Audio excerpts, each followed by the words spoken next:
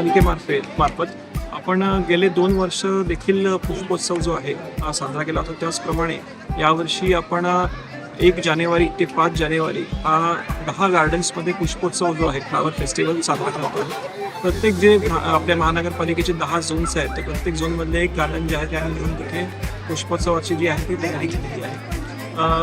त्या गार्डन्समध्ये जास्तीत जास्त आपल्याला विविध रंगाचे फुलांची आपण हे केलेले आहेत, ते आकर्षक त्याला अरेंज केलेलं आहे. काही सेल्फी पॉईंट्स तयार केलेले आहेत मुलांसाठी. विविध जी काही खेळाची हे असते, पॉटरी असेल, ड्रॉइंग असेल किंवा इतर काही म्युझिकचे एक ॲक्टिव्हिटीज आहेत त्यासुद्धा अरेंज केलेल्या आहेत. तर एक पूर्ण फॅमिलीसाठी म्हणून चांगलं आपण जे आहे एक त्यांना येऊन तिथे टाईम स्पेंड करू शकतात अशा पद्धतीने आपण या गार्डनला चांगलं डेकोरेट केलेलं आहे.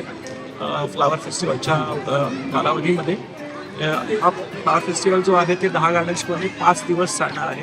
आपल्या महानगरपालिकेच्या वेबसाईटवर आणि आपल्या सोशल मीडिया हँडल्सवरती कोणती गार्डन्स आहेत ती सुद्धा आपण नमूद केलेलं आहे. आज इथे आपण सुर्वेनगरमधील गार्डनमध्ये आलो आहोत आणि आपण सगळेजण बघतात की किती म्हणजे लोक चांगल्या पद्धतीने याला एन्जॉय करत आहेत.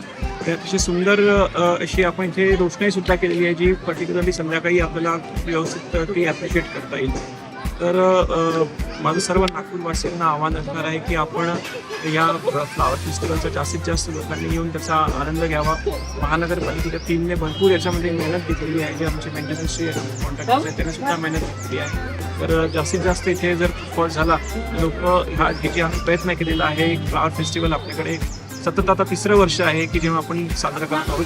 तर या प्रयत्नाला आम्हाला जर चांगला आपल्याकडनं प्रतिसाद मिळाला तर म्हणजे आम्ही अधिक चांगल्या पद्धतीने हे जे आहे फ्लावर फेस्टिवलचं काम करतो.